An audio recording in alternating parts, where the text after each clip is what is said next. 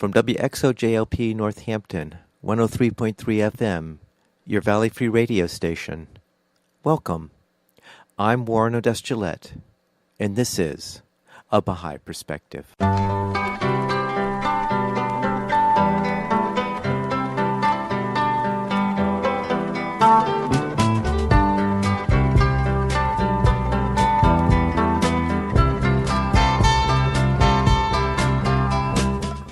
Welcome to A Baha'i Perspective. I recorded an interview with Lex Musta on July 16, 2018. Lex considers himself a human amity worker, and the projects he has been and is involved with testify to that moniker. In 2012, he co-authored some reflections on Baha'i approaches to social change, which we discuss in the interview. He started a podcast called The Other Tradition, and he has a historical touring company called DC Time Travel Tours, which provides tourists with an opportunity to experience Washington, D.C. history not normally told. We talk about his podcast and touring company in the interview. I started the interview by asking Lex where he grew up, and what was religious life like growing up. I grew up in a city called Don Mills in Canada. And it was an incredibly diverse community. It provided me my first two best friends. One was from India and one was from Pakistan. But of course, they got along marvelously here. So I didn't have any idea of the acrimony at home. My neighborhood friends, like next door neighbors, were German, Japanese, and Korean, Derek, Richie, and Alan. So it was equally diverse at school as at home. And it just seemed like a natural thing. So I felt very privileged to have that. But at the same time, against that backdrop, I had a very unique experience as a refugee, part of a refugee community. These are Estonians. We had escaped genocide from 1943. My great-grandfather Mert was one of the ones who were killed in that genocide. And so they had fled and arrived in Canada 28 years prior to my birth. This follows a very long period for Estonians, 700 years of enslavement, serfdom, and sharecropping. So it was a very community of long suffering, of which this displacement from Estonia to Canada was just the latest chapter. So I would say that my life had a real deep spiritual dependence that I had kind of surmised from my parents and my grandparents. It kind of manifested itself in two distinct ways. My father's side, my grandmother, Viva Musta, she had been born in Saaremaa just 4 years after freedom of movement had been granted Estonians. So just 4 years prior to her birth, my great-grandfather Mikkel was able to move away from the place where we had been enslaved for 300 years over to Saaremaa and start out this new life, to which my grandmother was born into, but only 9 years after that was World War I. So she had a very difficult life, but her religiousness had really manifested itself in a way of absolute focus in her life on her church chorale music. And this had been brought to Estonia in the 1730s through the Monrovian Church.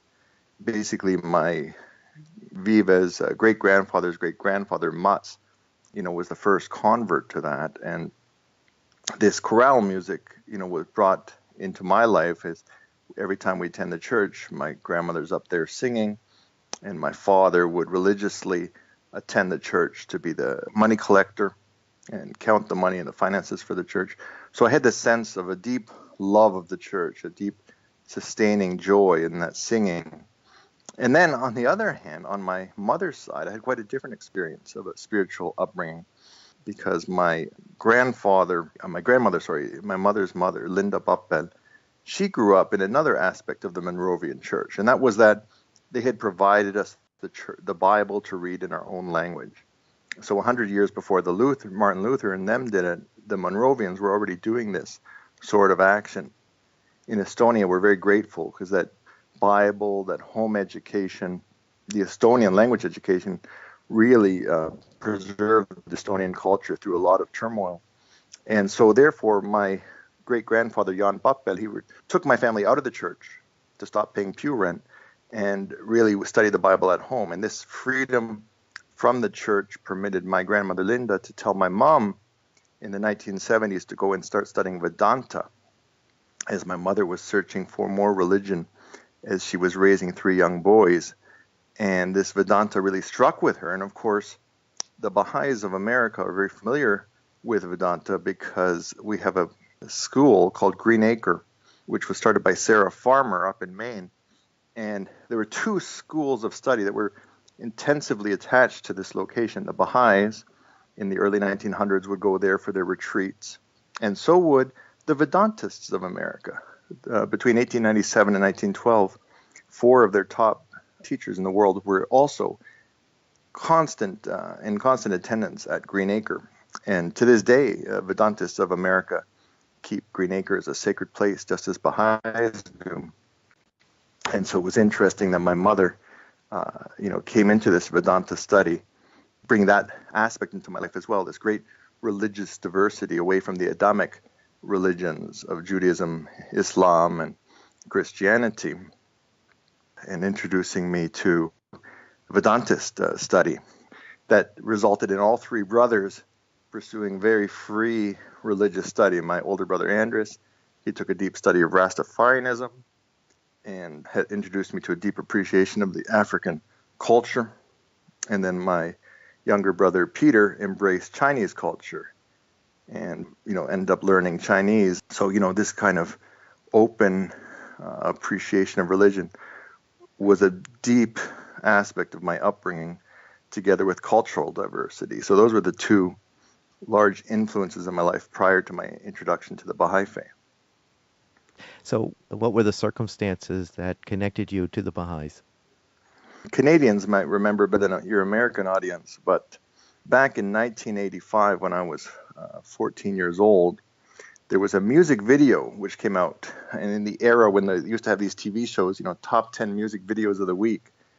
And unlike the traditional dance music which would be going on, all of a sudden came on this screen this gentleman, Doug Cameron, and he was singing about Mona Mahmoudnejad, who was 16 years old when she was martyred as a Baha'i.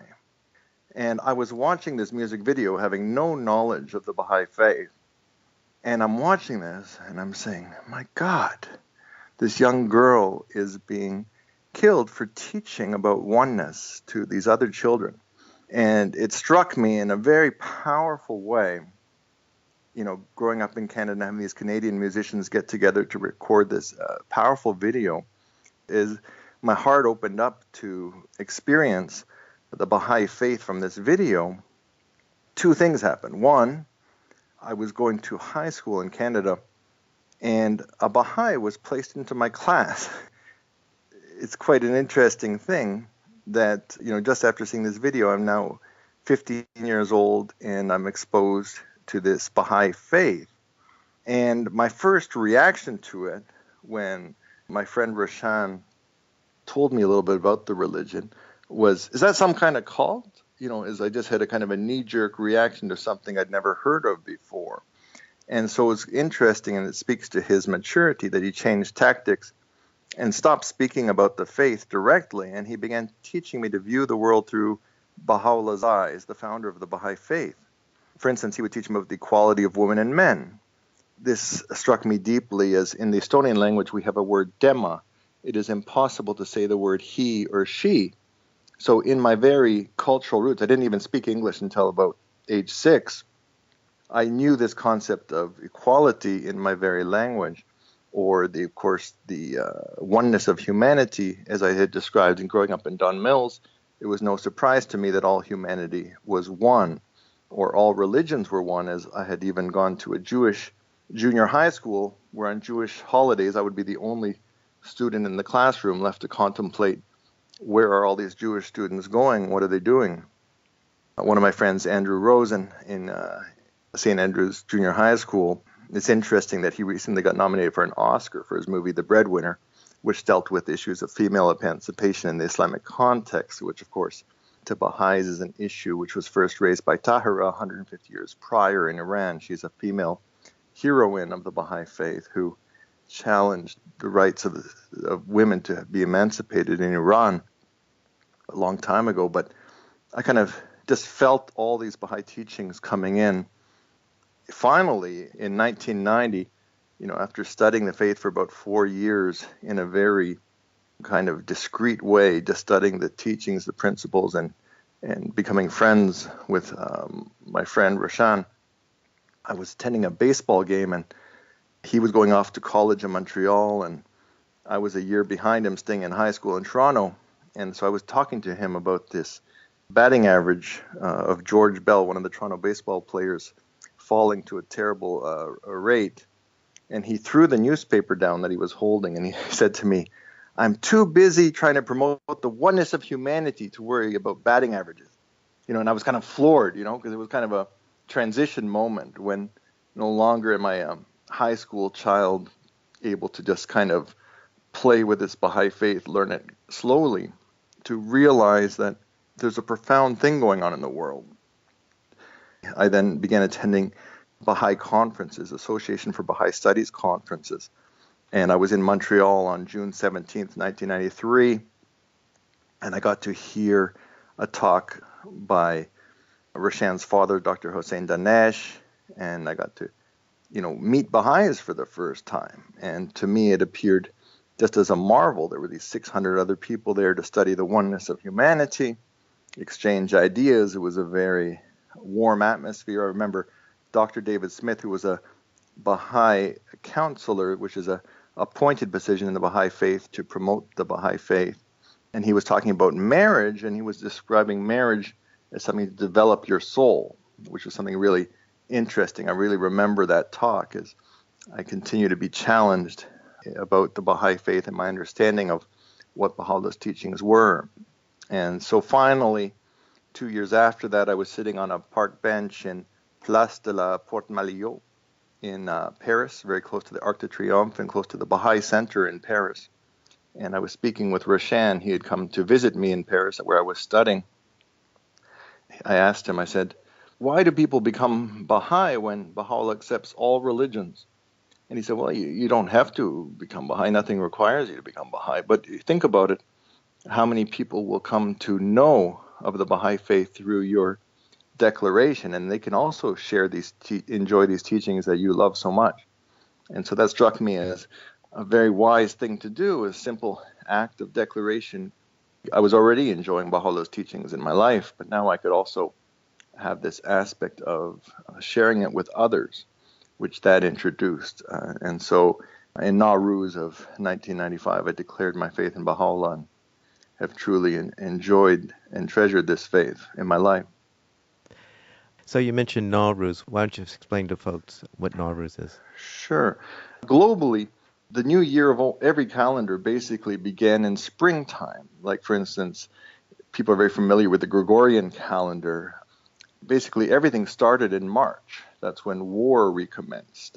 They basically stopped war in the winter and started it again in March. And that's why Mars is the god of war. But you have this basic notion that springtime, when people see everything coming to life, this was the beginning of the year. So if you actually study all calendars of all cultures, they all start in the springtime. This December movement of the calendar back to December was a much more recent phenomenon, which came from Northern Europe when they brought the Danish and the Viking and the Norway and the Swedes into the Christian faith and moved the birth of Christ to Christmas, which was a well-known holiday, Noel, Yuletide kind of greetings. All that was already established in Northern Europe. So that calendar moved back at that time globally. So this spring, New Year, is something very ancient in humanity. And in the Baha'i faith, Baha'u'llah, actually the Bab, his forefathers, two stations in the Baha'i faith in quick succession in 19 years apart, the Bab and then Baha'u'llah, both of whose birthdays, the 200th anniversary of their births, we're celebrating right now as a global Baha'i community. But the Bab had established this new year, which started with Nowruz, as the New Year, which is something very common amongst the Kurds, amongst people in Iran. They all still celebrate New Year in the springtime. So that notion of just recombining humanity's kind of innate feelings of rebirth and renewal with a new year is really a wonderful thing, because it's always nice to start things on Nowruz that you want to recommence. Actually, you deciding to become a Baha'i is renewal in itself, coinciding with Nowruz. Yes, that's a great thought, because for me, one of the things that Baha'u'llah struck me with is he suggests the notion of a loving creator who would not abandon any people. So therefore, this notion of prophets or manifestations of God, it just logically makes sense that he appears to all people. He wouldn't only appear to one tribe in Israel, but he would apply to all tribes. So when you go back to Estonian history, for instance, it has renewed my interest, study of my own country. What manifestations of God have come to my little tiny country of Estonia? And there's a great story on Saaremaa of this man, Big Tom, meaning Tall Tom. And when you hear the stories about him as a child, you kind of think these are childish stories. But when you look at them through the perspective of a manifestation of God, they make a lot more sense. For instance, he walked from Saaremaa to Hiiumaa. These are two islands that are 6 miles apart. And of course, they call him tall, but no man can walk in a single step 6 miles. But it makes a lot more sense if you think about him uniting these two people so closely that it's just like walking from one island to the next on your feet. So that makes more sense from this aspect of unity. Or he taught to chase the devils away. Well, rather than him running around chasing men around, it makes much more sense that he was teaching us to purify our lives and bring our lives into account with God's teachings, such that sin is removed from our lives, are figuratively chased away. So in this way, it was a real renewal for me of all the religions. In fact, I would then look deeper into my mother's Vedanta, and I would marvel how Sarah Farmer is one of the few people who've seen that the great truth in the Vedantic teachings and in the Baha'i teachings is, so there's people like that who are able to see the truth, the commonality to God's plan for humanity. And it really fills you with renewal, because as an Estonian growing up in Canada, I was literally being trained to liberate my country from Russian occupation as a militia force. So all the Boy Scouts who were Estonian in Canada, we could all shoot a gun, because our scout teachers were literally military men who were raising us and preparing us to liberate our homeland from Soviet occupation. Whereas Baha'u'llah transformed that for me, and I had to really start to view Russians as friends. And it's so nice when you go to Estonia, in the Baha'i Center, you have the Estonian descent Estonians and the Russian descent Estonians coming together in Estonia, where the two groups are actively working to find the common ground and to unite and not just live in a segregated tolerance side by side. So it really is for me a flowering, a renewal. So I'm speaking with Lex Musta, author, podcaster, and founder of DC Time Travel Tours. So let's first talk about your authorship. In 2012, you collaborated with Roshan Danesh with the work Some Reflections on Baha'i Approaches to Social Change. Why don't you tell us about that? Thank you for asking about that. This was a real work of love. As you can imagine, Roshan and I had been best of friends for 20 years by this point, and we've been studying this faith together. And I had become deeply concerned in the work of race relations. As I had described, in Estonia, my family had suffered genocide. Of course, the world witnessed the horror in Rwanda. That genocide is still with us.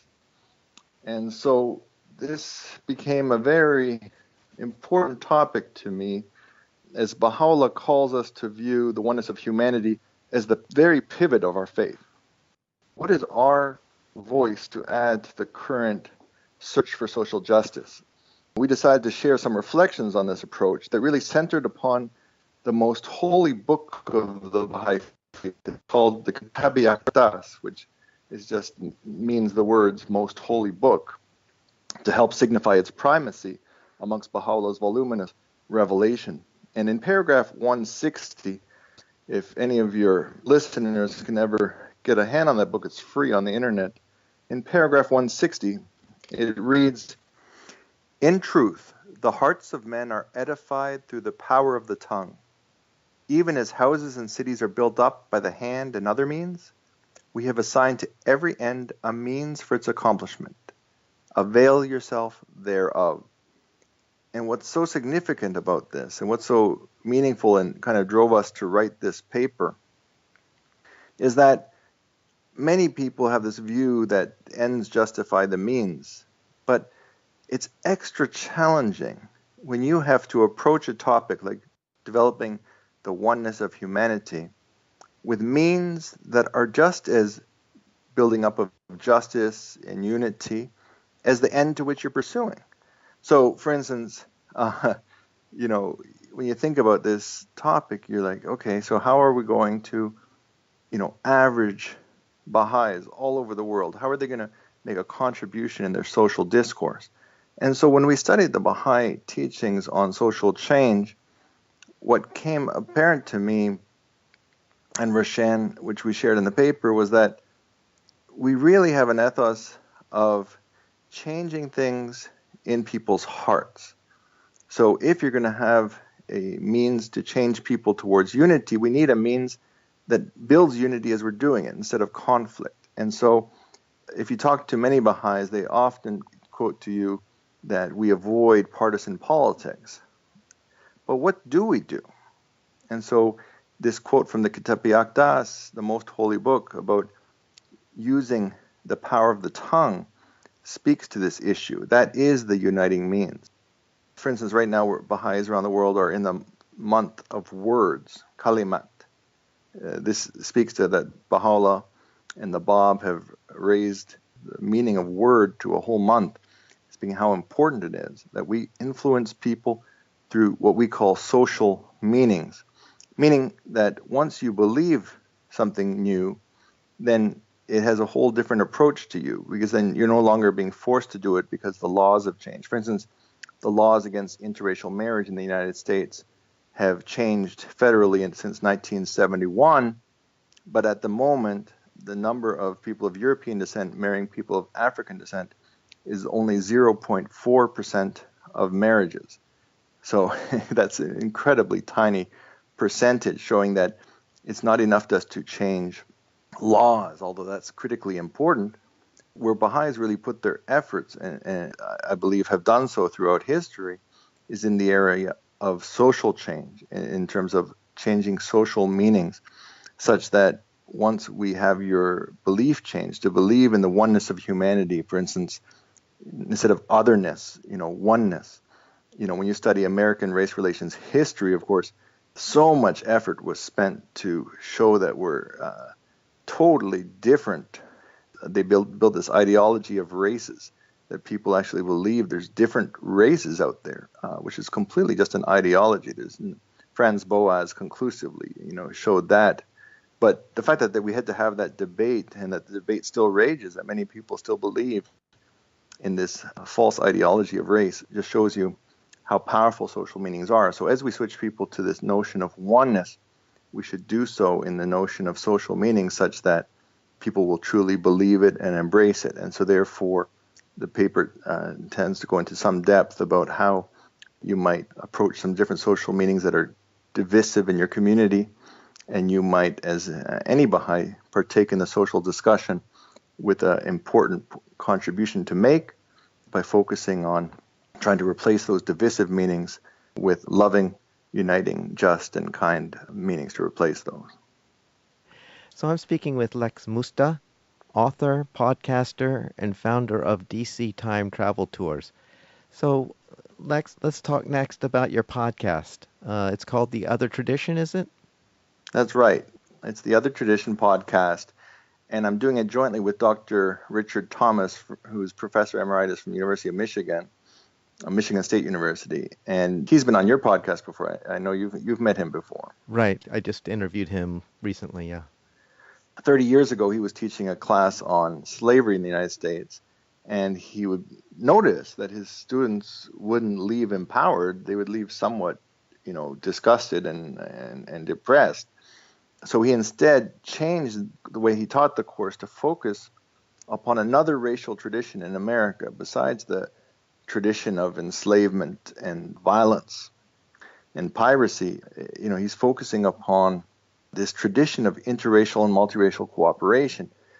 And he found that his students then would leave empowered. They would have some heroes to frame a reference. They would have some notions that America has a continuous history of interracial cooperation. Everywhere where we have had an advance in race relations, it has come about because of close interracial and multiracial cooperation. And so it seemed to me a great opportunity to partner with him to get this message out to many more people than who might currently know it, as the term is not widely known in America. And still the majority of kind of thought and discussion out in America is on things like trying to fight against all the injustice and all the violence that's present in our society, the inequity. I thought it would be important to kind of provide another vision of America, one that's very interracial and multiracial and very achievement-oriented. Back in 1912 at Howard University in Washington, D.C., the son of the founder of the Baha'i Faith, Abdul Baha, traveled to America, and at his most southernmost point of his trip in Washington, D.C., he spoke at one university, and that was Howard. And this historically black college university at which he spoke, he challenged the audience to kind of live this other tradition.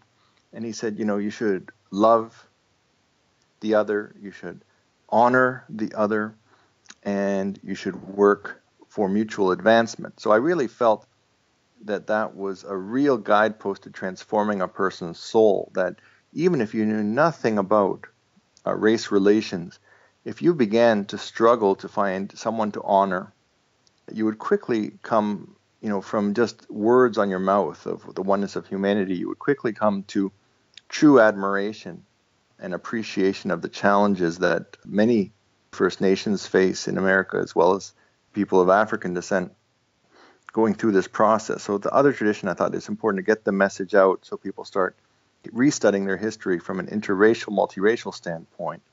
One time I was thinking of how to renovate the Louis Gregory Baha'i Museum in Charleston, South Carolina. This wonderful Baha'i museum there right now has very much a Baha'i focus. It speaks about kind of exhibits that only a Baha'i would understand. And so I gathered together a couple of the leading curators of museums in Charleston, and I asked them, what can the Baha'is contribute here? And they said, please tell the interracial story of Charleston, South Carolina. That's what nobody else has a real mandate to do, and the Baha'is are so comfortable at doing that.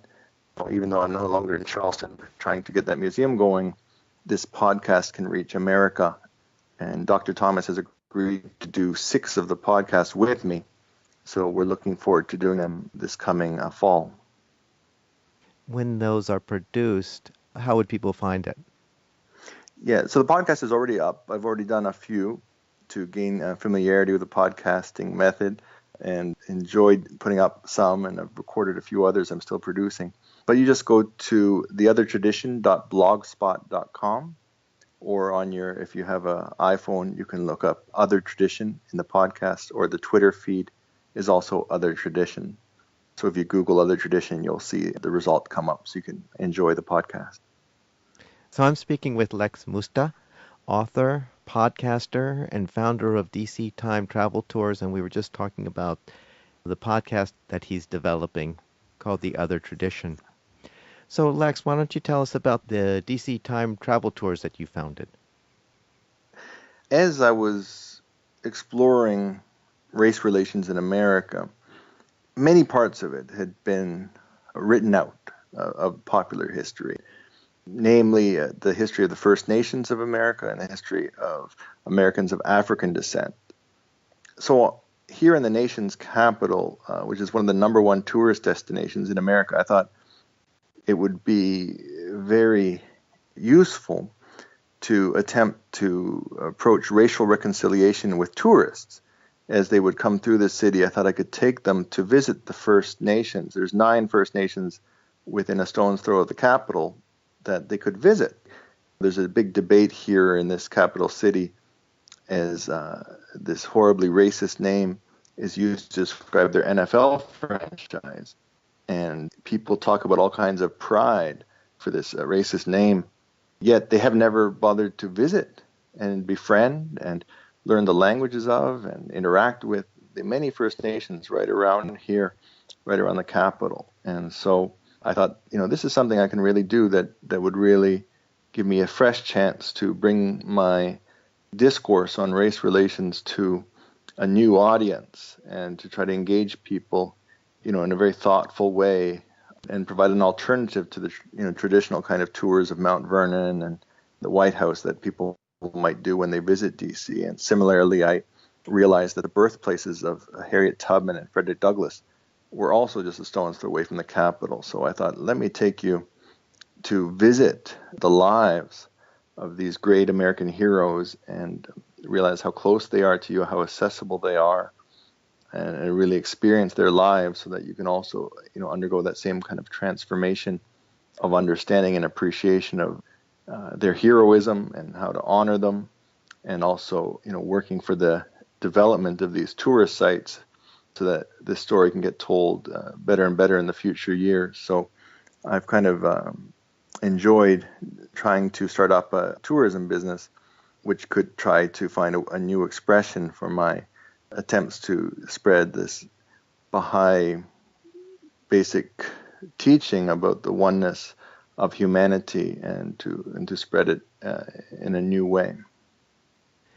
So, Lex, where can people find DC Time Travel Tours so they could take advantage of that? It's at dctimetraveltours.com. That's dctimetraveltours.com. And the Twitter handle is TTTDC. And if you Google DC Time Travel Tours, you'll find it as well. There's a time travel tours company in Ireland who thought up that idea first, but the notion is that on this tour you actually experience history. My wife, Tori, portrays Harriet Tubman on the one tour, and my daughter portrays one of her nieces who she liberated from the Eastern Shore, Maryland. Lex, thanks so much for sharing your work and your podcast and your endeavor, DC Time Travel Tours, and I hope people will sign up to take advantage of it when they're in DC. Thank you so much. I really appreciate your time. I hope you enjoyed that interview with Lex Musta, author, podcaster, and founder of DC Time Travel Tours. You can find links to his podcast and touring company on my post for this interview on Baha'iPerspective.com. You can also find other interviews at Baha'iPerspective.com and on the YouTube channel, A Baha'i Perspective. You can also subscribe to the podcast on iTunes by searching for A Baha'i Perspective. For information specifically on the Baha'i Faith, you can go to the website Baha'i.org, or you can call the toll-free number 1-800-22-UNITE. I hope you join me next time on A Baha'i Perspective.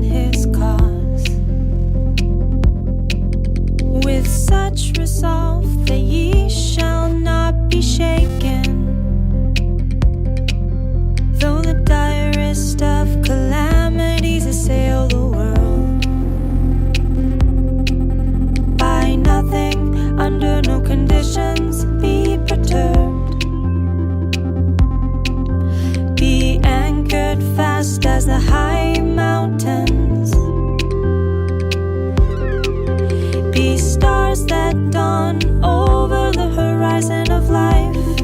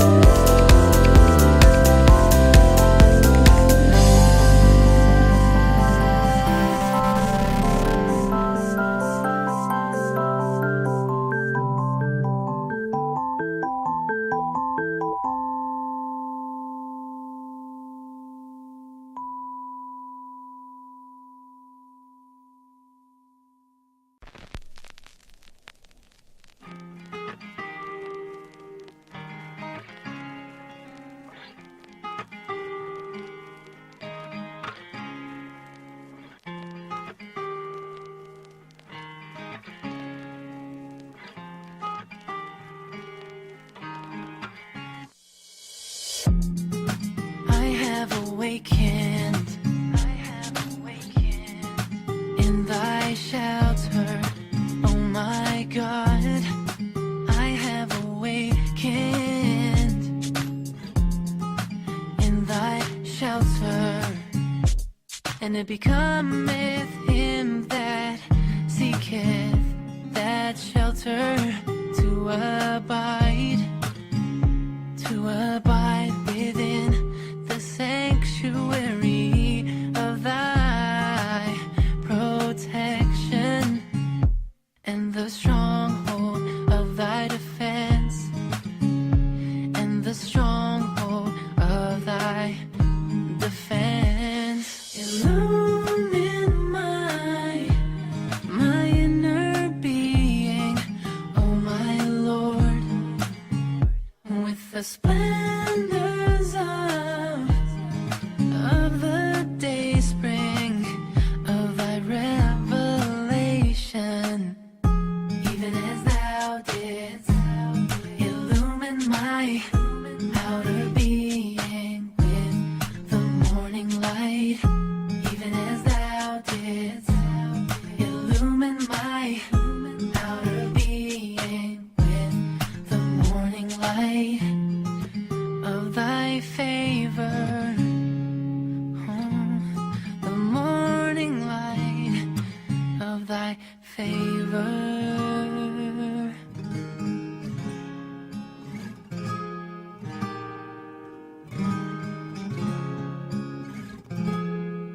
I have awakened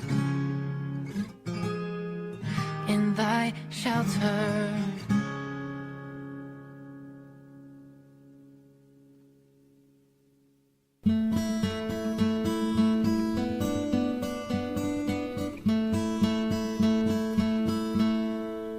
Oh my Lord,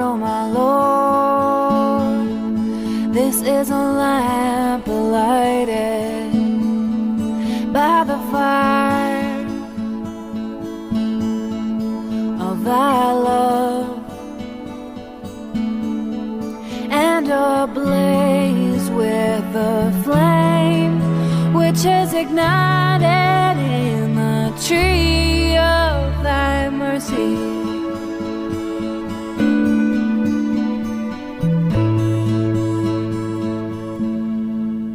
Oh my Lord, increase his enkindlement, heat and flame, heat and flame, with the fire which is kindled in the sunlight of thy manifestation.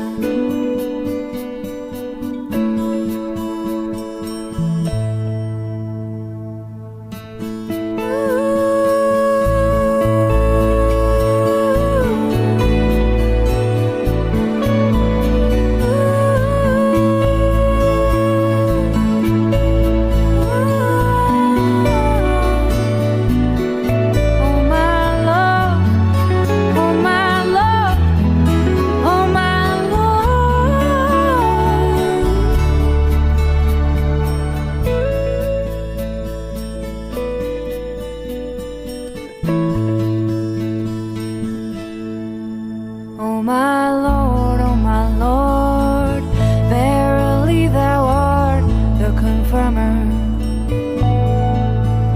the assister, the powerful, the generous, the loving. Oh my Lord, this is a lamp lighted. Increase his enkindlement, increase his enkindlement, heat and flame. Increase his enkindlement, increase his enkindlement, heat and flame. Oh my Lord, oh my Lord.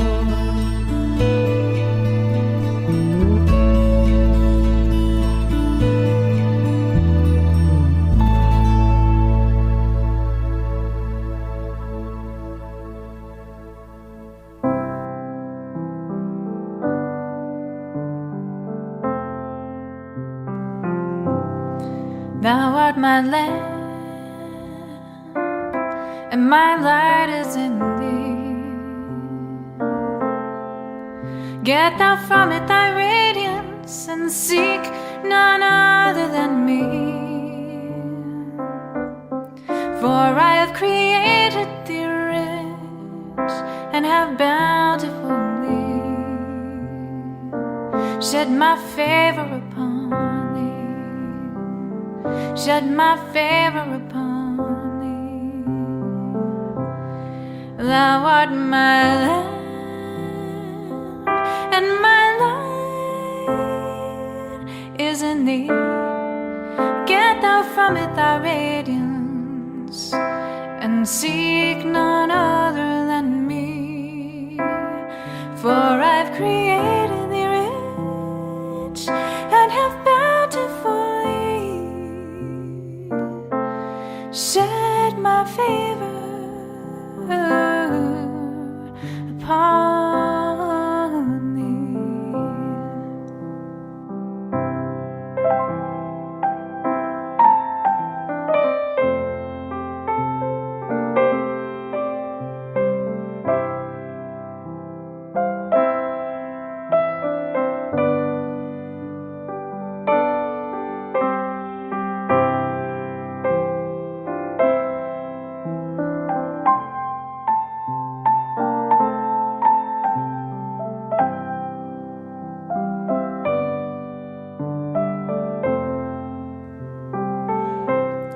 Thou art my lamp, and my light is in thee.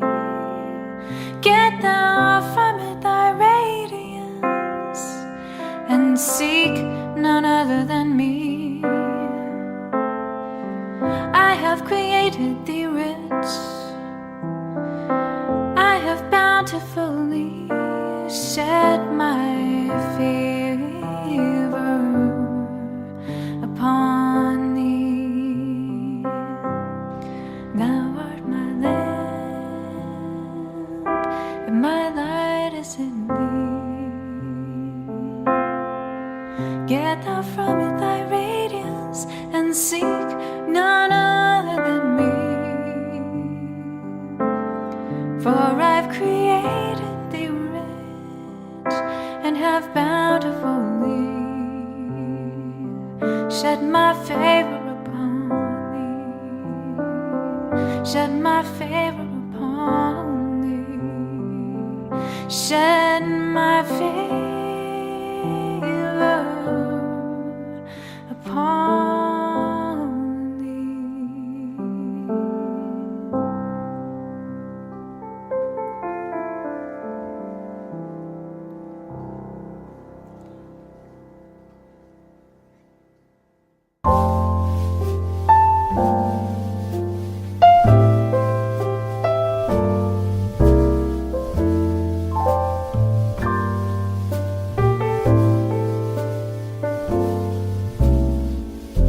The world has become so confusing.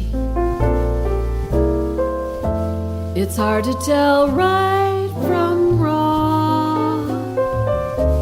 Seems like anything goes, and everything goes. But where do you go to find answers clear and strong? My heart has discovered something much better than what's been seen. So leave the past behind and seek until you find that new light that is beckoning.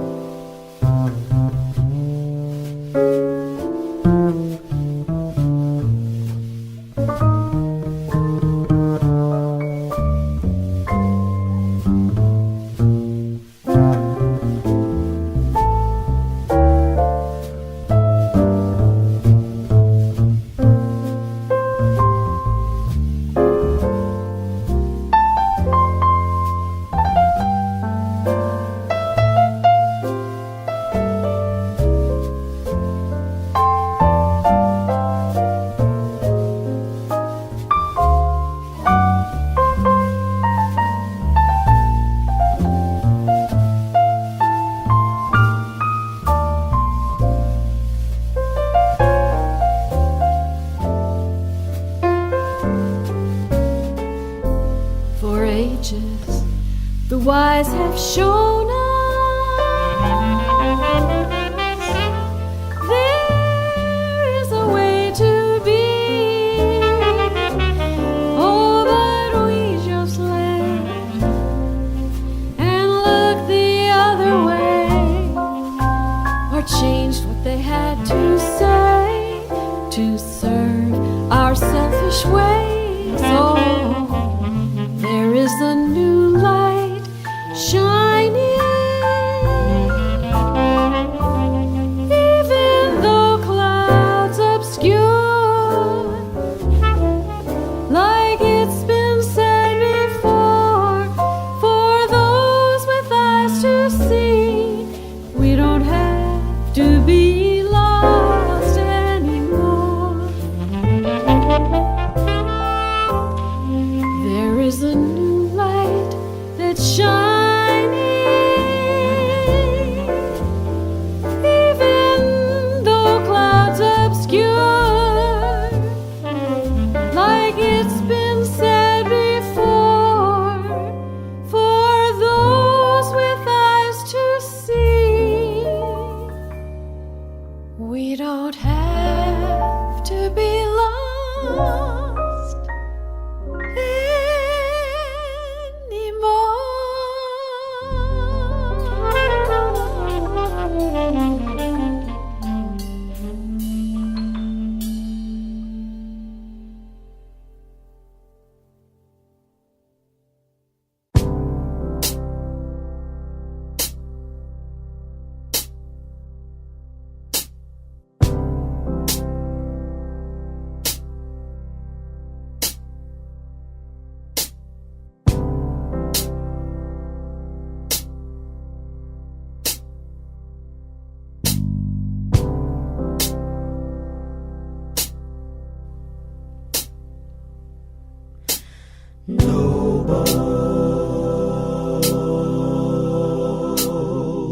have I created thee, yet thou hast abased thyself.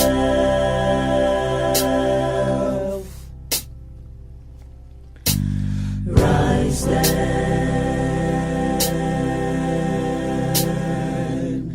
unto that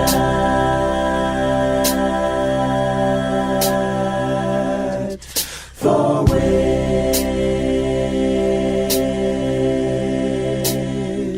thou wast created.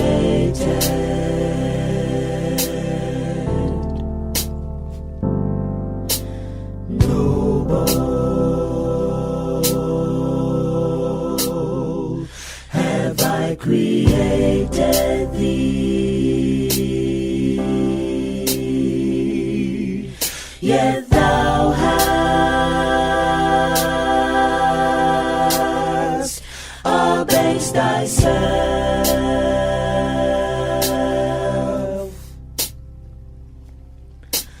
Rise then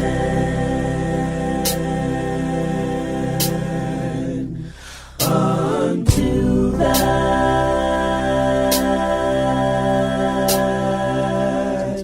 for which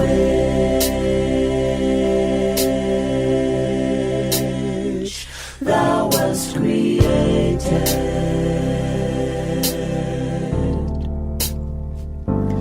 I created thee rich, why dost thou bring thyself down to poverty?